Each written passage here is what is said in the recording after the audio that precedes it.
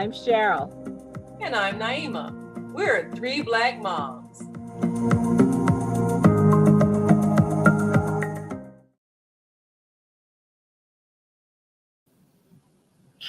Parents, do you know what sexting is? You probably do, but just in case you don't, or you think this can't happen to you, sexting is sending nude pictures, partially nude, genitalia, or any other kinds of photos through a text.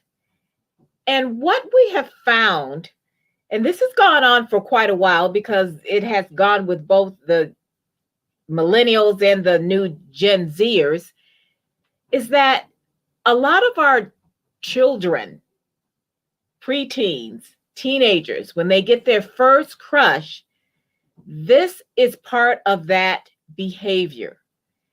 And this is a problem. And I'll tell you why. What goes on the internet stays on the internet. Remember that permanent record we used to always talk about, and somebody said, oh, there is no permanent record. Think of the internet as being a permanent record. And we'd like to talk today about our children and how to teach your children not only about sexting, which is another uncomfortable part of teaching them about sex, and any other misuse of the internet. This is the problem because not only, like, sometimes let's make an example. Your daughter has a new boyfriend, and that boyfriend wants intimate pictures of her, and it's just going to be between the two of them. So she sends them. They break up, or maybe he's just bragging to his friends, and he sends them to his friends. Now you've got the bullying, and you've got more copies of something that she thought was intimate going throughout her school. And this could eventually follow her even to the point of jobs, if her name is attached.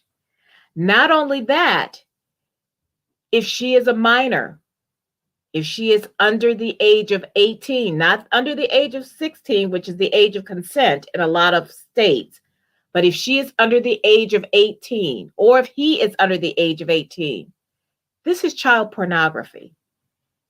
She can get in trouble, but mostly he can get in trouble, and anyone else who shares these photos. But the worst part is the humiliation. And this is what we need to teach our children. Body autonomy also means being conscious of the fact that what you put on the internet can harm you because the internet is forever. And we want to talk about sexting and how to actually approach your child and let them know this is not okay. And if someone asks you to do this, and if they're pressuring you to do this, it's time for you to find another relationship. Get out of that one, because that one is also going to be pressuring you to do other things that you may not be ready for. Ladies? Well, I think that it's really challenging, that first boyfriend, because you have the whole self-esteem and the status that comes with having a boyfriend and all of that. And it's very easy to be led to trust someone with something you think is going to be just private. The challenge that we have is that we didn't have cell phones growing up. We didn't have, where you have, a computer that everybody is carrying, a camera, a video camera, and just access to everything at your fingertips, and everyone having their own private device. We didn't have the temptation of that growing up. So I don't know if parents today really understand the magnitude of how the internet has shaped what our children are able to do without our knowledge. I mean, you could go and read their diary when they were little, and it was a written record. You can't always get to what's in their cell phone, and you don't know what they're sending and receiving and messages and all of that. You really don't know. And usually with something like sexting, it has happened, and the scenario you just described, it's happened by the time parents find out. The devastating thing has happened. The boyfriend want to brag to his friends or whatever, or there's a breakup, and I'll show you, I'll send this all out. The child is already devastated by what happened by the time you even understand that it has happened, and then realize it could have happened. So how do we help parents help children before it happens to, like you said, have that uncomfortable conversation about sex, so that they understand what you put on the internet is a permanent record accessible to everybody. It's no such thing as private. Don't send your private parts any place, because they will become public. Yes. The rules have to be that when your child gets their first cell phone usage has developed so much more than when our kids got their first phones. I mean, phones started becoming popular when my kids were in high school. Before then, there weren't any, like you said. And so the rules about usage, about pictures, about photographing has to be set down immediately, and letting them know by giving a few examples of how people have been ruined by something they did at 16, and now they want to be a senator or a doctor or a lawyer, and they're 40, and somebody is digging up stupid stuff that you did. I remember when my kids were younger, and I told them, with some of their party pictures and stuff, I said, get that stupid stuff off, because this stuff is going to follow you. And I remember one year Red Eye did a story about how someone's privacy destroyed their lives. First of all, there were like 3 stories, but I'm only going to tell you one of them because I was really impressed with how this came down. This girl needed some kind of coverage for a particular medicine that she needed for her health. And she had applied for this. Her insurance was supposed to pay for it. Well, she posts, and she was like a home because she was sick. Well, what happened, she posted a picture of herself at a party, drinking, carrying on with her friends. Somehow, her insurance company got wind of this and felt like she was well enough to party. She is not sick enough for us to pay for this medication. She can pay for it herself. And it became a court battle, and I don't remember what was the outcome, but something she did that was foolish, posting her behavior, cost her her medical coverage. Well, I think that definitely is a good example, people realizing, and because, everybody gets on Facebook and they want to do Facebook Live. Oh, here I'm at so-and-so, I'm at so-and-so. And sometimes not realizing, you played hooky from work, school, and you're somewhere you don't have no business. All those kind of things to think about, because, people just have gotten to everything live on the internet.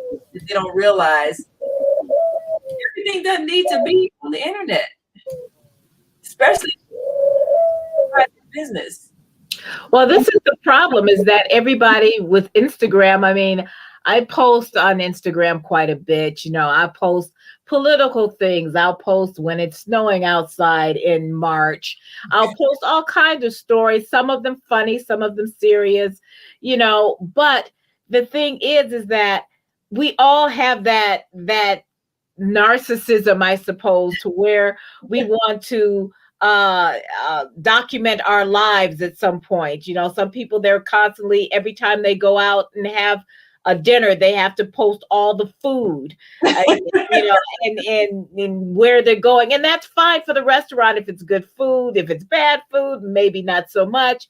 But the thing is that these are innocent compared to you taking a nice topless shot because you know you just got your boobs lifted, and and you sending it to, you know, maybe even you're just sending it to some friends and they're just sending it around. But the thing is that it becomes hacked. Or maybe this is at the time of your life, like that time is past for me, where you know you had a really good shape.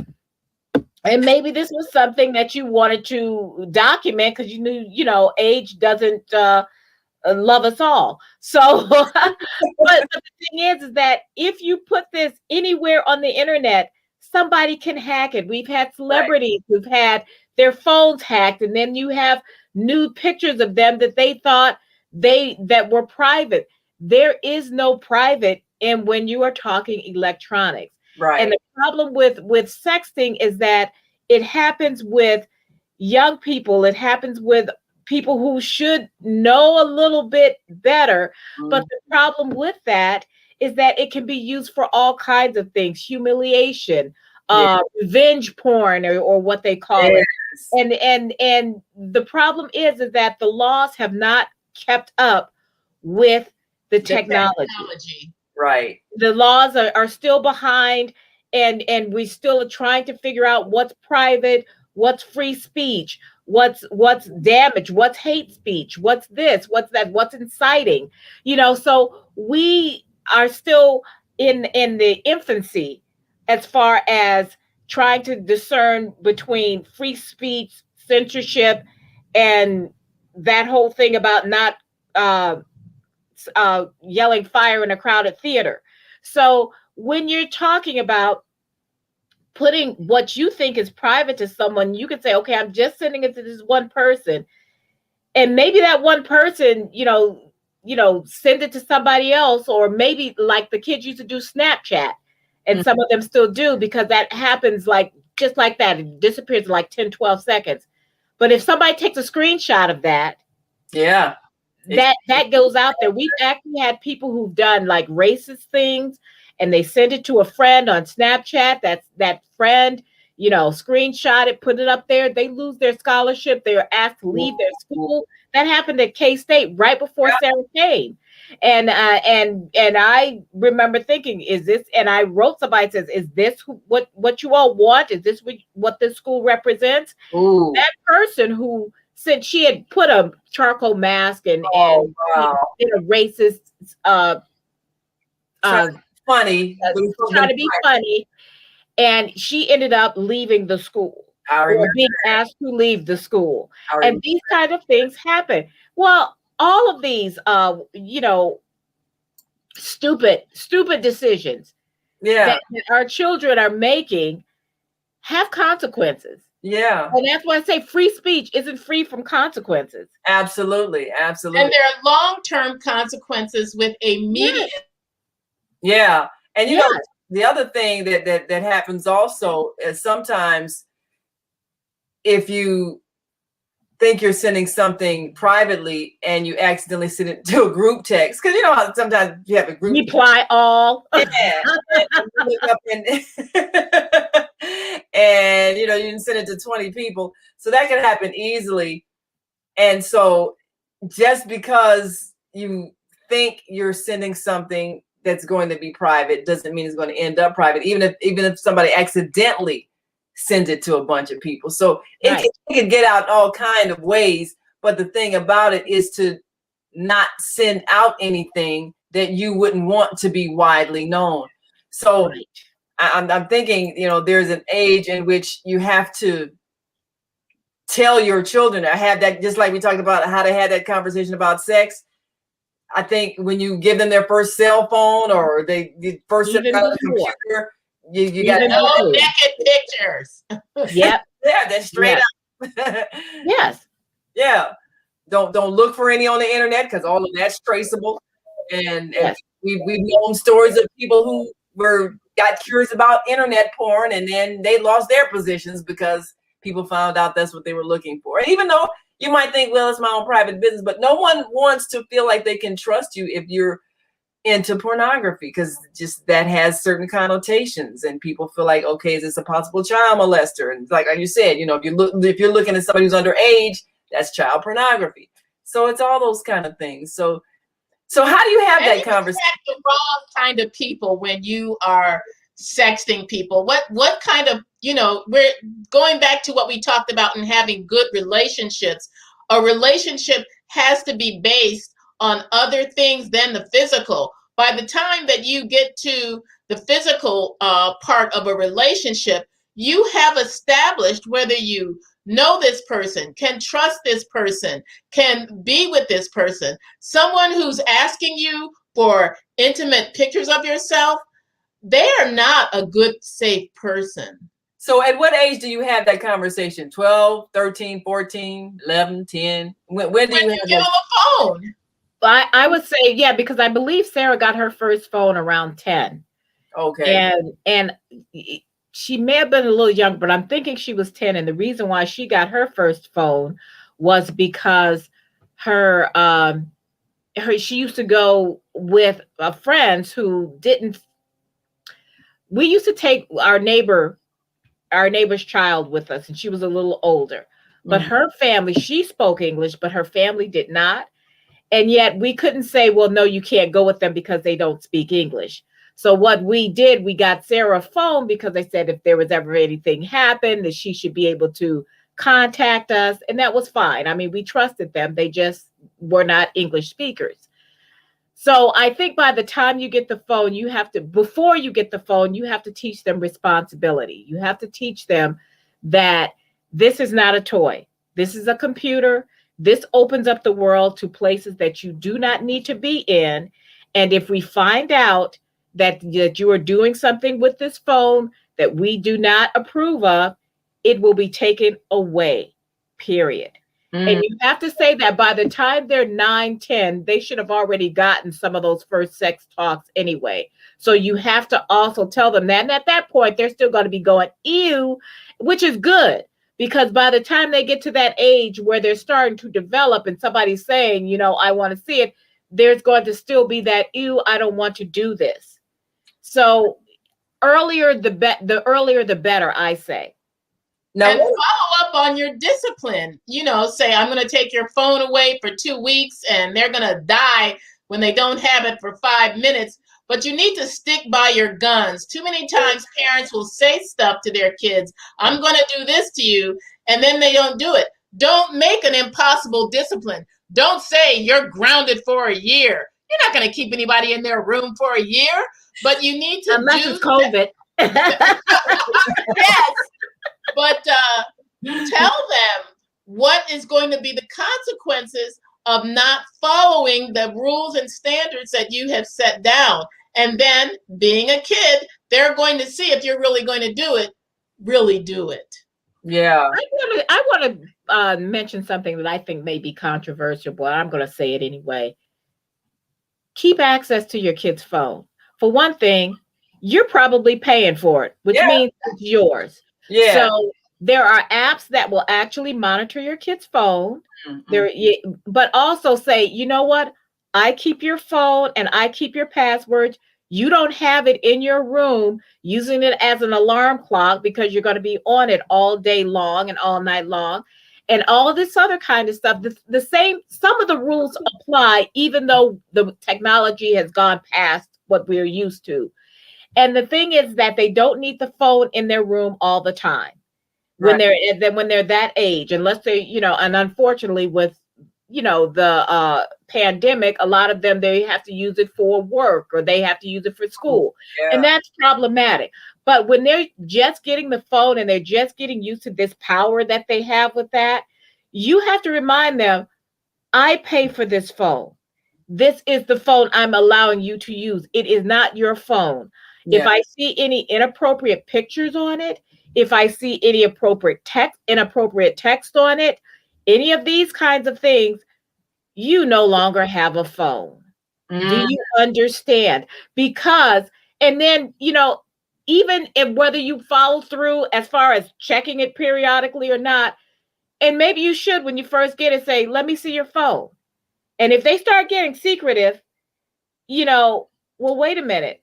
So how do you establish, because we talked about ethics and being trustworthy as a child, but then also having trust as a parent, where I trust you enough to make ethical decisions and not that I'm looking behind you and going through your things. Because I think, I mean, it's necessary for you to look in their things, but how do you get a balance where there's trust, where they don't feel like they're being snooped on? Or, because I mean, if they're going to be dishonest, they just find more clever, they'll find better ways.